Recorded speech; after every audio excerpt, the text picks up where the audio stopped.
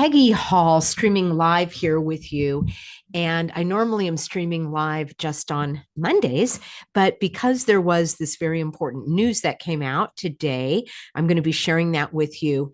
And bear with me. I am out of town and I have a rather unstable internet connection.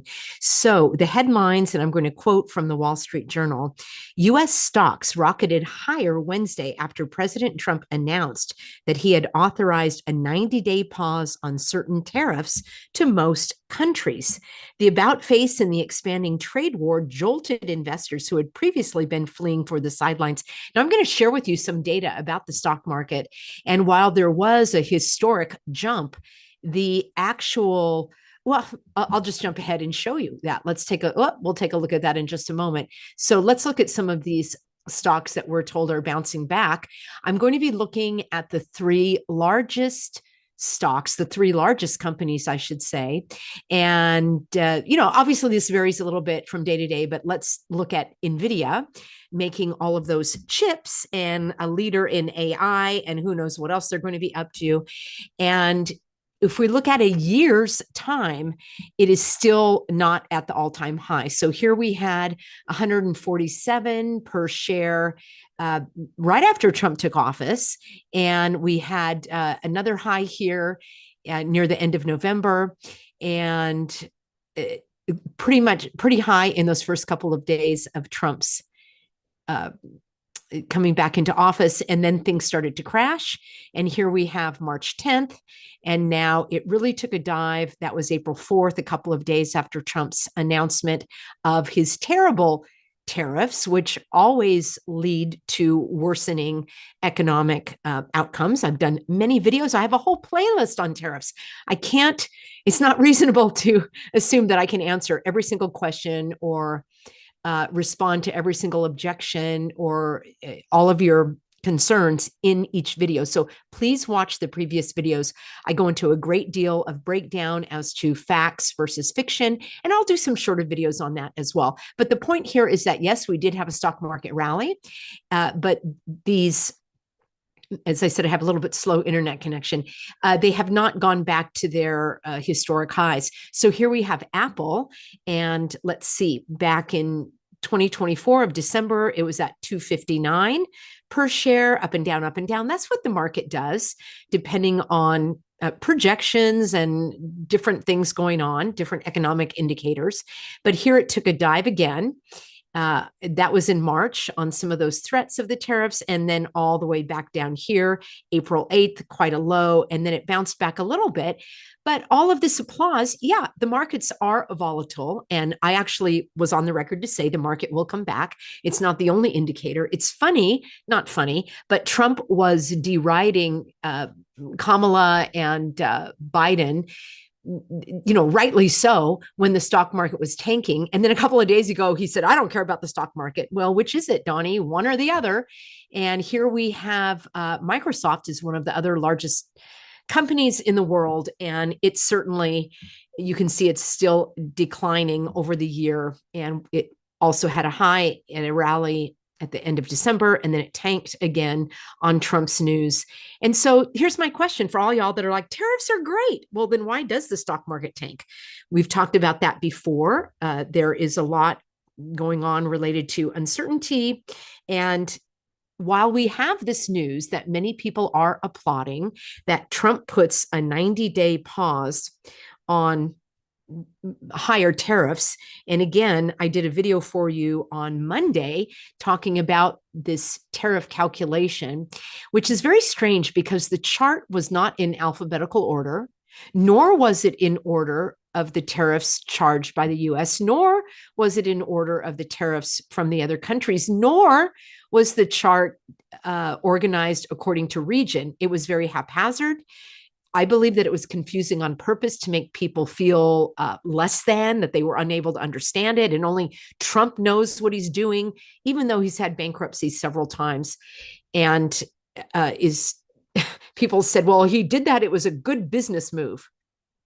Well, a good business move to put your employees out of business, to close down the businesses that you couldn't run properly, to not pay back what you owed your suppliers and vendors, I don't think that's a very smart business at all. Going on to say this was very confusing, and I believe that it's done intentionally so that people feel that they can't understand it. So there were some that broke it down, and here we have, this was a different chart that I got from, let's see, I'll have to leave you the link in the description box to give you my resource. But it did at least put it in, I don't even know if this is any other good order, but I did use Vietnam and Cambodia as examples of having these very expensive reciprocal tariffs. And the calculation was not based on actual tariffs. It was based on a very strange calculation. And this is actually the formula here. And somebody made this meme showing that it was rather ridiculous, that your trade deficits divided by imports, this doesn't make sense. I've spoken at length about trade deficits not being a valid or reliable indicator of the strength of a company. One of the papers that was cited in Trump's very strange formula here for even coming up with these outrageous tariffs, which aren't, it was not actually accurate. Anson Soderberry of Purdue University said, while I do not believe reducing the U.S. trade deficit through tariffs should be a central policy goal, I agree with him, and I've been speaking about that for many weeks. Remember, I've studied this for many years. I've got a bachelor's degree in political science. I've got a master's degree in international policy studies, studying at great length international trade, international economics, international law, political systems, economic systems. It's just a fascination of mine. You don't need an advanced degree to understand it.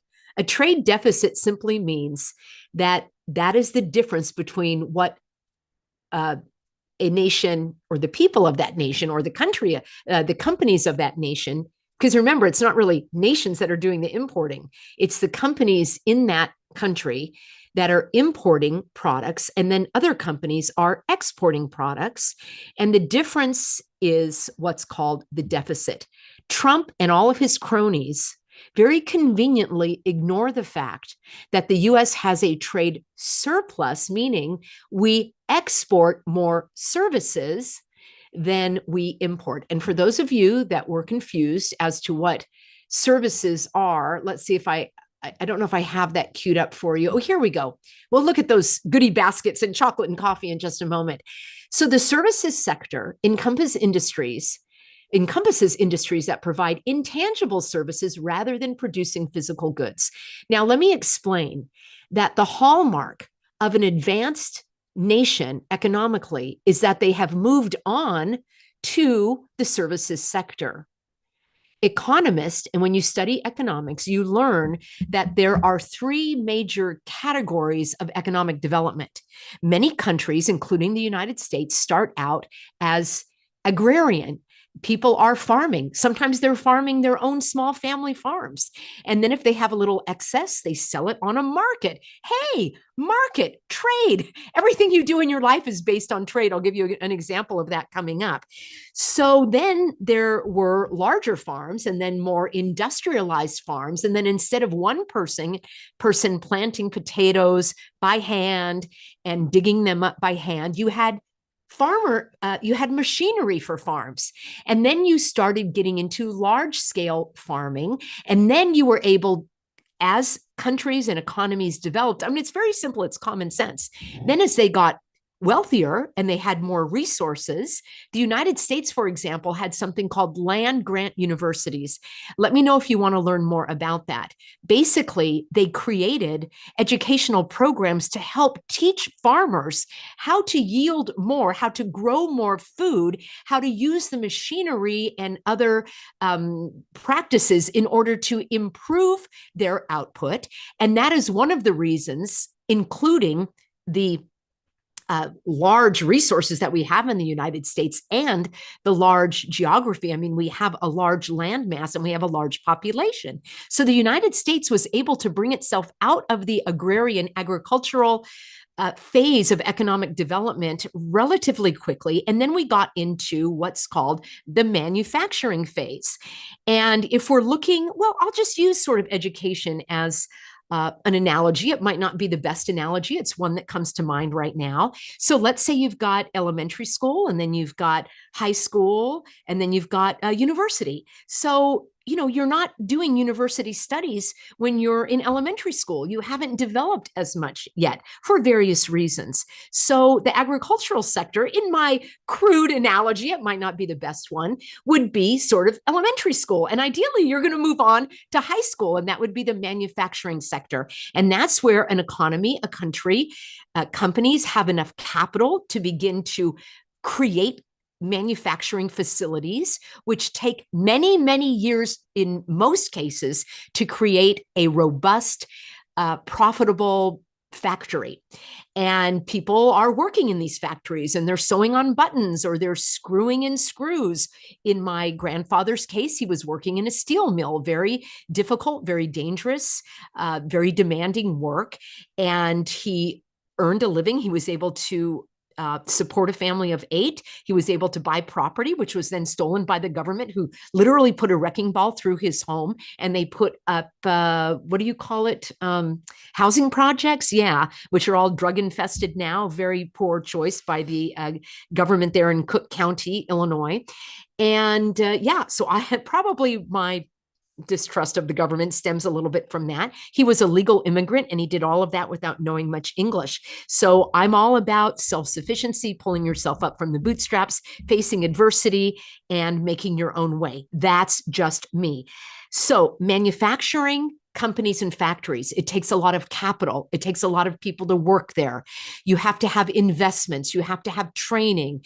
There is danger. There are labor practices. There are a lot of regulations that have come on board. So the manufacturing sector of an economy is considered sort of the second tier of economic development. Once a country has enough people and enough education and enough resources to move out of the manufacturing sector into what I'm going to use my crude analogy of college or university. Now they have graduated to become a service-oriented economy.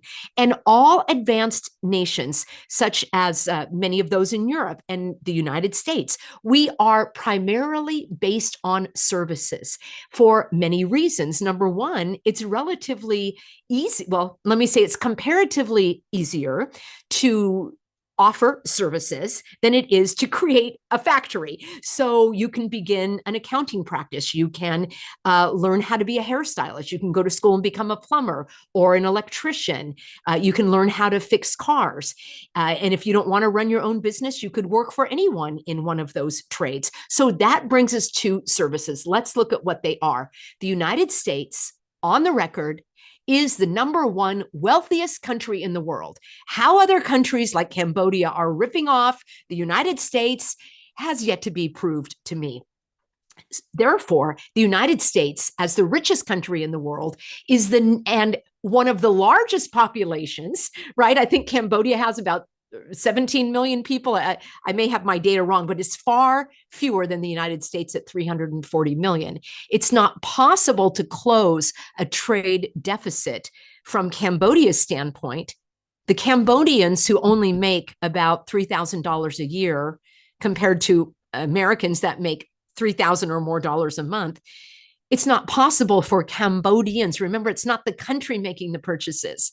So when Trump says, oh, that country, it's not the country, it's the people in the country and the companies within that country that are purchasing our goods and services. It's not possible for a small country that is only in elementary school to be able to compete with a country that is at the university or graduate level.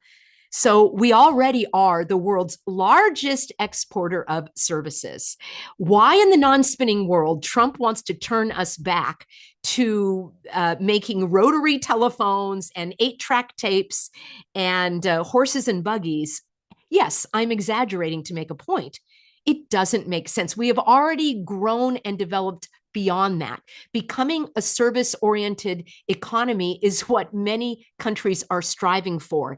There are many opportunities, and let's take a look at them here. So finance industry is considered a service, banking, insurance, investment, other financial services.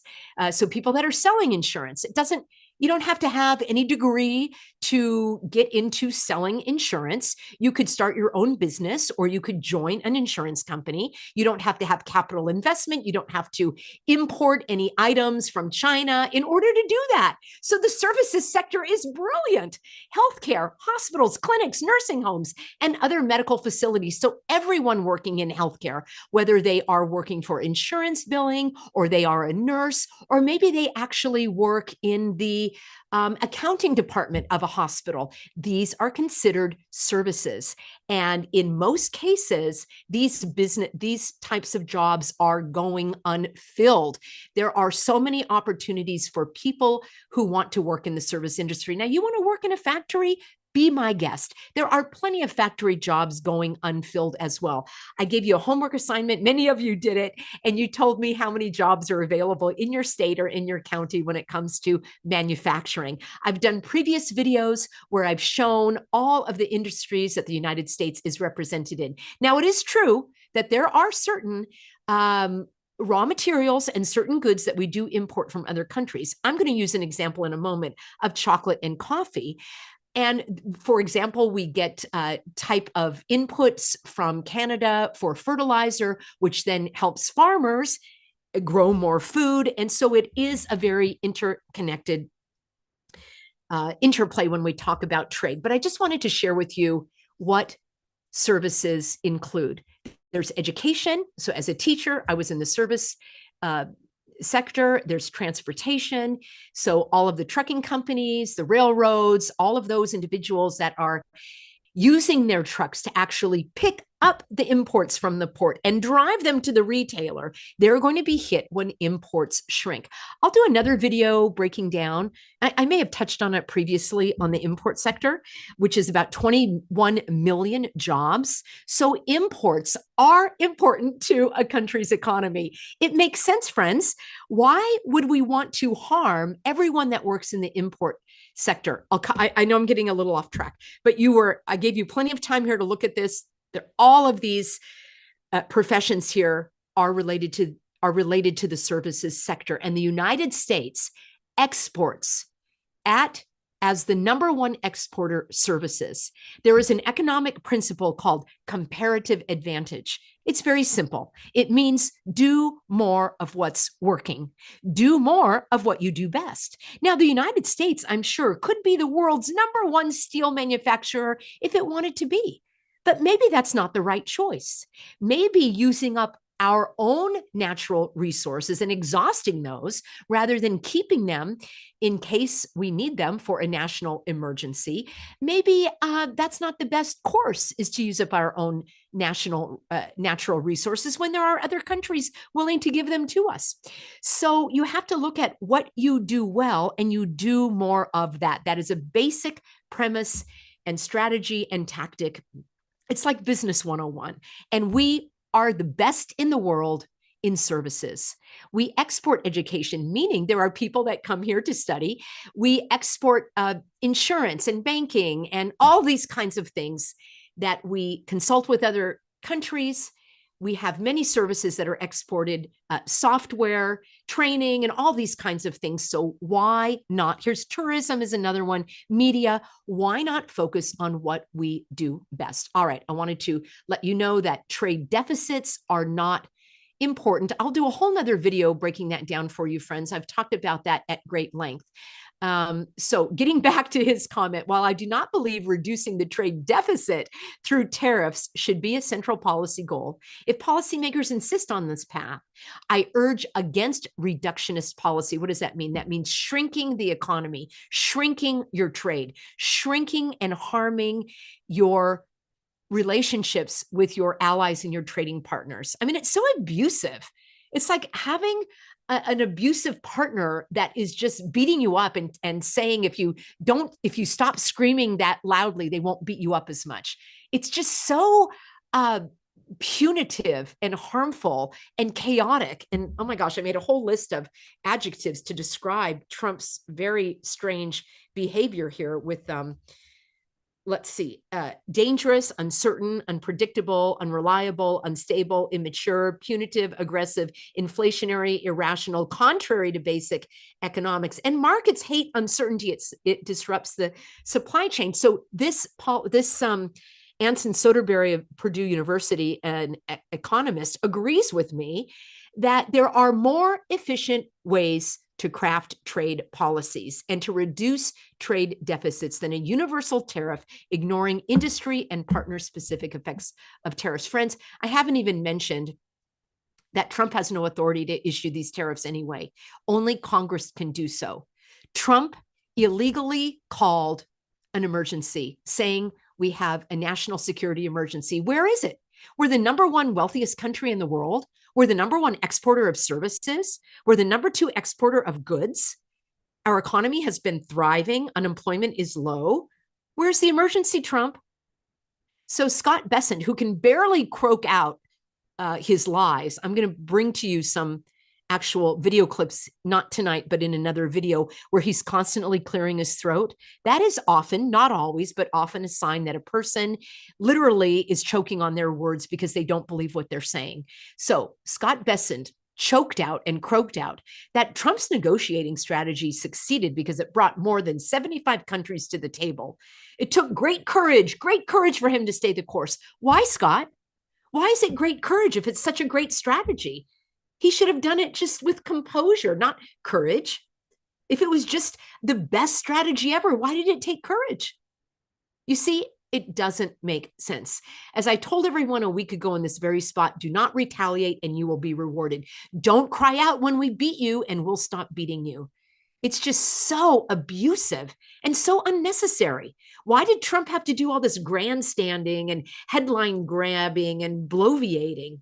It is not becoming of a president or any leader. Bessent says, so every country in the world wants to come and negotiate. Well, that's not necessarily true. We are willing to hear you. We're going to go down to a baseline tariff we have for them, and China will be raised to 125%. Friends, I ask you, do you think China's in on it? Do you think China and Trump are both working this angle together to crash the economy, to crash the dollar, to usher in digital currency so you can be tracked and it can be shut off at any moment, so they can usher in the social credit scoring to know what you're doing? Do you think that Social Security is going to be going to digital assets? Do you think the SNAP cards will be going to a digital asset as well? It's a card. And now apparently you can't buy a soda in certain places. Yes, because the government knows better than you do what you should have. And what is a soda, by the way? Does that include diet soda? Does that include sodas that are not made with artificial ingredients? What exactly is a soda? That's a topic for another day, but it is included in this because it's about moving toward government control. All right, I want to talk about that in just a moment. Mere minutes after President Donald Trump announced the 90-day pause for more than 75 trading partners that did not retaliate, the stock market is booming. The stock market does not like unpredictability, friends.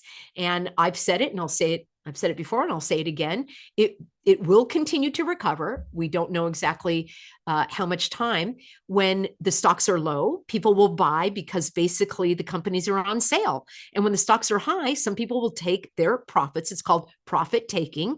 They'll take a little haircut. They'll take 10% or whatever, what they want, and take their profit, and then the stock market dips a little bit. So it is an ebb and tide, and not everyone is in the stock market. The S&P 500 was up 8.3% with less than an hour remaining. I have authorized the 90-day pause. All right, again, Trump has zero authority to issue these tariffs at all. We are not in an emergency, and Congress should act and pass a resolution. And I know Trump may not sign that, but I do believe that it will bring more light to the topic. Now, the U.S. Trade Representative has been deposed basically at some of these congressional hearings, and I will bring you some of that coverage coming up. Again, I've got little sporadic internet because I'm on the road and I was not able to download that for you. But it's so strange that President Trump mistakenly or intentionally or ignorantly insists that balanced trade is a key measure of the economic strength and success of the US. He has repeatedly said that jobs and wealth have been stripped from our country year after year, decade after decade, trade deficit after trade deficit. All right, I want to talk a little. We talked about trade deficits, about how he ignores the trade surplus that we have on services. And that's because services do not get taxed through a tariff. Only imports are taxed. And you know by now, if you've been watching my channel, and I broke this several weeks ago, and finally people in other areas are catching on, tariffs are not paid by the foreign country or the foreign company. They're not paid by the exporter. They're not paid by the manufacturer that is exporting the products. The tariff is a tax that is collected at the border, and it goes into the sticky fingers of Scott Bessent. He's the Secretary Treasury. That money goes to the federal government. Now, no amount of tariffs, even 1,000% tariff, would never replace the income tax, because income tax is so high and we have so many people in this country. So for those of you that are still unclear as to the 100 years ago, income tax didn't exist, and tariffs were a major part of the federal revenue. But keep in mind, there are other ways that the federal government gets revenue as well. I've covered that in previous videos. It's not possible. There's no such thing as an external revenue service. Howie Lutnick is the Secretary of Commerce, and he's been silent now on this external revenue service because so many of us have called him out saying there's no such thing. Tariffs are not paid by anyone externally. They are collected at the border. You're not going to get your shipment into the United States until you pay that tax, and it goes directly to the Department of the Treasury. Now, the Department of the Treasury and the Department of Commerce were charged with creating something called the Sovereign Wealth Fund, where that money is going to go. Trump created it through just one of his presidential actions again, and apparently that then is going to be invested. Howie Lutnick and Scott Bessent are both Wall Street veterans. They ran hedge funds and investment banks. Bessent himself is in the pocket of Soros. He got $2 billion with a B dollars from Soros to start his own investment firm. This is the Department of the Treasury Secretary, okay? And Lutnick is the Commerce Secretary, known as the most hated man on Wall Street, also known as Lucky Larry. I'm sorry, I don't know why. Lucky Lutnick, because he just happened not to be at work that day at 9/11. Yeah, I think he had to take his child to kindergarten or something. Isn't that interesting? How do you like them apples? The most hated man on Wall Street because of his bullying nature. And many of the employees at Cantor Fitzgerald quit when he bullied his way to take over that company when Cantor himself was on his deathbed. These are the fellows that we've got at the helm, collecting the money, taking the money that you, if you're importing something, or companies that you're purchasing from are importing, meaning that is passed on to you. So, you know, Trump is just like a showboater. He's got an irrational and poorly conceived and poorly received Liberation Day, which most economic experts are saying is an inflation day or liberation from your savings day. He so bizarrely and haphazardly applied these blanket tariffs that had no relation to reality at all.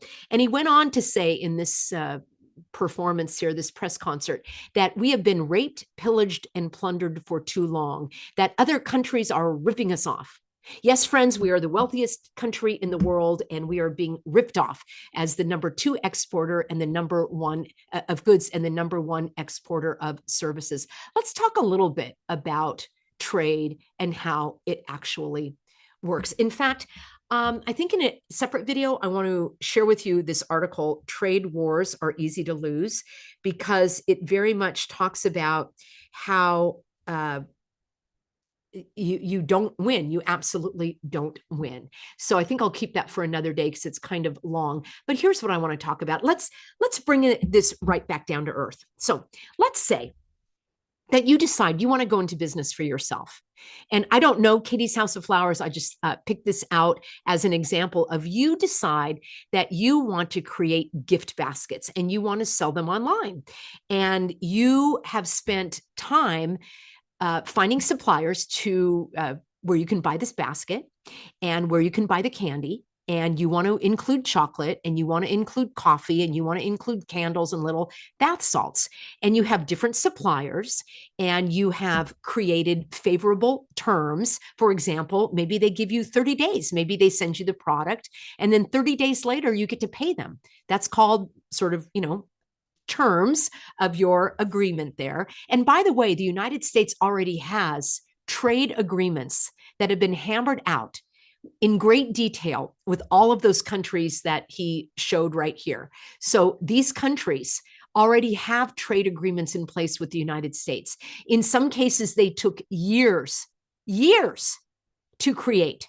And it's not just a blanket thing. For example, if you are importing something, clothing from Vietnam, for example, tariffs on blouses carry a higher tariff rate than tariffs on a pair of pants, for example.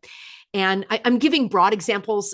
I have done the detailed work and I can bring that for you. But the general reason I'm sharing this is that countries and companies, I should say, in those countries, because remember, it's companies that are doing the exporting and the importing.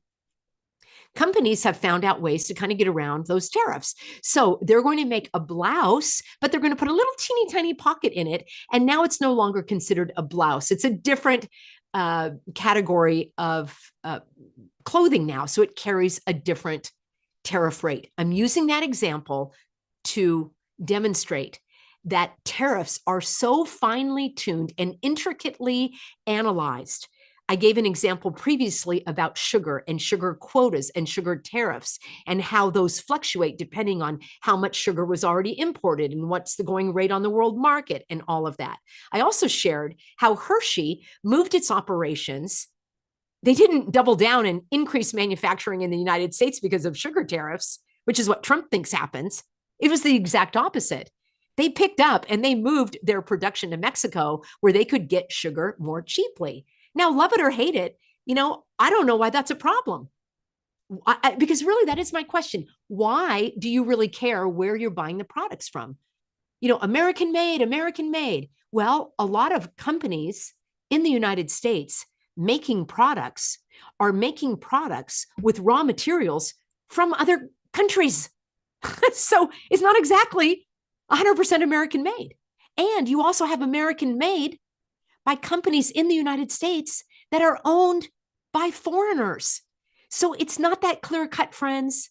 That's the example I'm trying to give you. So these random tariffs here, and we're looking at this example of an individual, maybe you, maybe Katie here, she had to get these baskets somewhere. Now, maybe she got them from Indonesia. Maybe she got them from a basket weaver in India. Maybe she got them from Mexico or Colombia, or maybe she got them from North Carolina.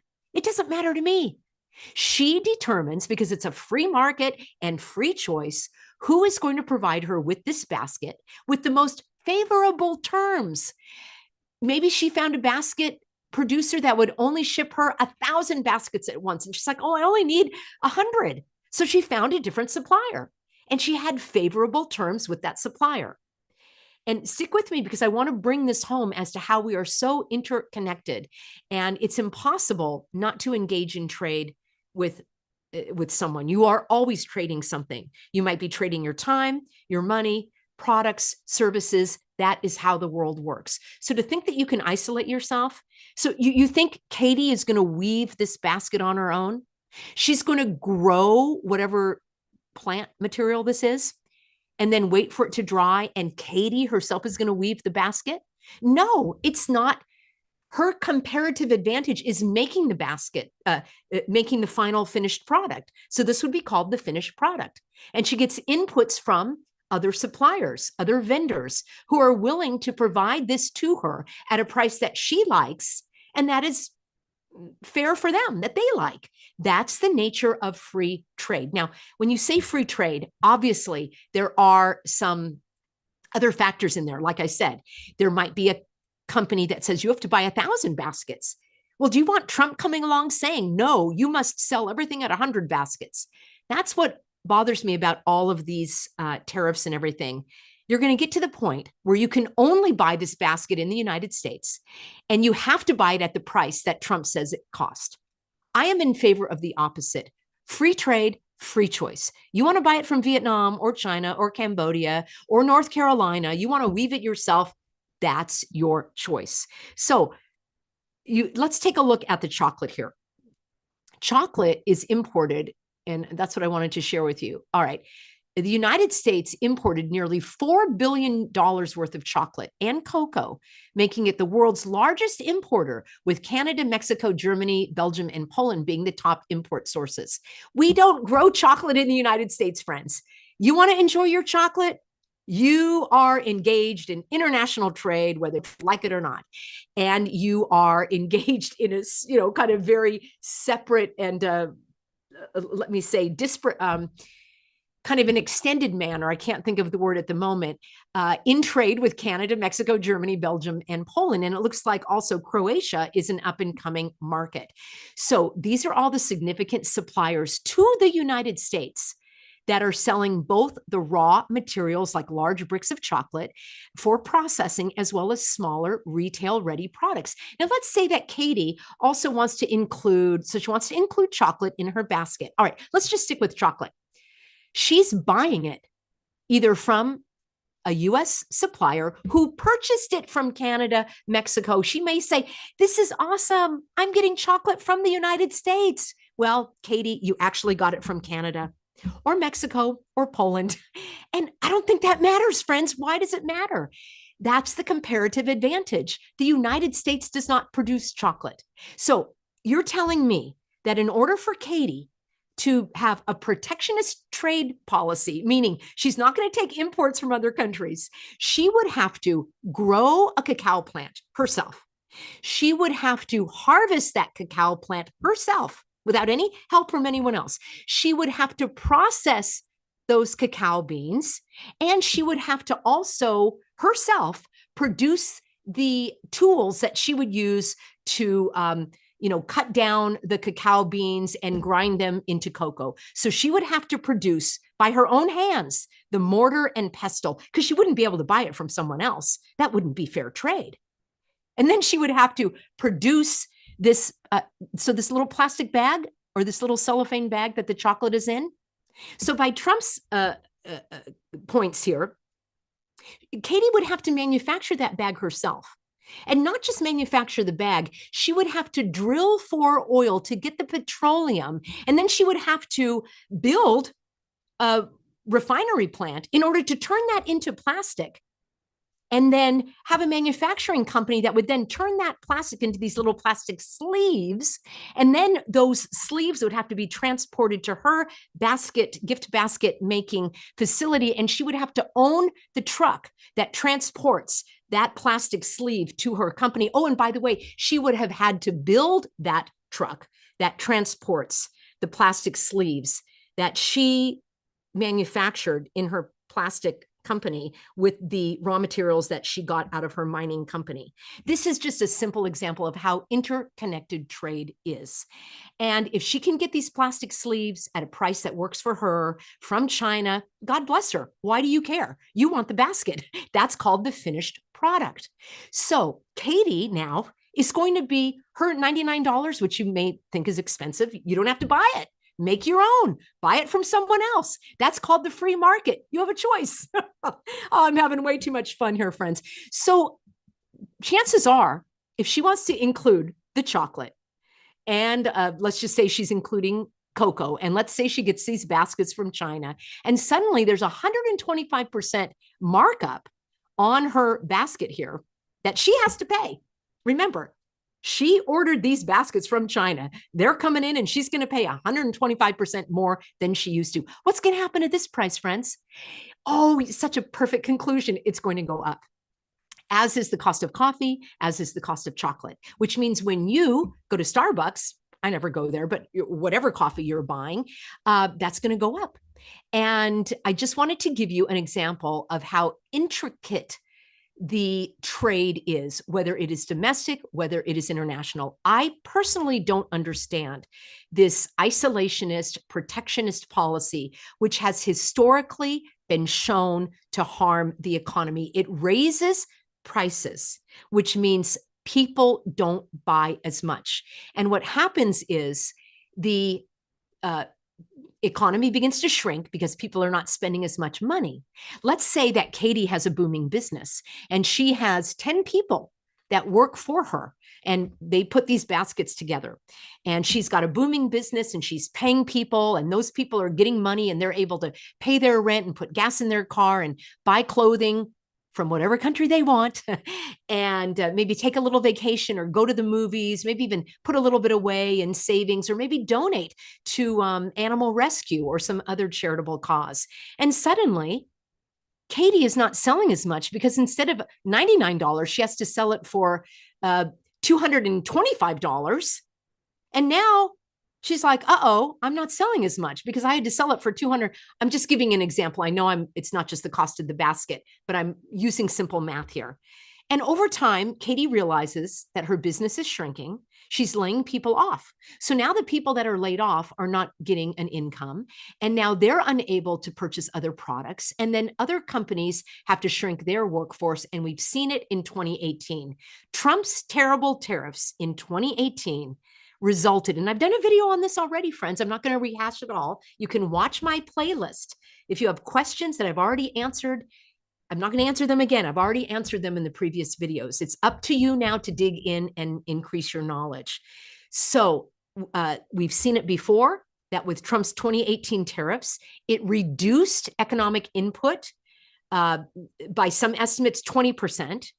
Manufacturing jobs in total went down. 150,000 jobs were lost in manufacturing and in the steel industry in particular, because steel was one of the products that was hit with the tariff. Those jobs decreased by 75,000. How do you like them apples? You can't argue with the facts, though people will try to. Friends, in an upcoming video, I'm going to break down one by one all of the tariff talking points, such as we're being ripped off and we can replace the income tax with tariffs like they did 100 years ago, and all that jazz. I'm going to break that down for you step by step. So you'll have a very simple, short video that you can share with others, and you can help people understand how free enterprise and free trade and the free market have a historical record, that policies that promote free trade and lower tariffs and promote the expansion of international markets are mutually beneficial. So it's not possible for anyone, anywhere, to not engage in trade. I want you to look at the piece of clothing you're wearing right now. Where did you buy that? Did you make it? If you sewed your own clothing, did you actually spin the cotton into fabric? Let's take it a step back. Did you grow the cotton that went into that fabric? Did you grow the cotton and then did you pick the cotton on your own? And then did you process the cotton?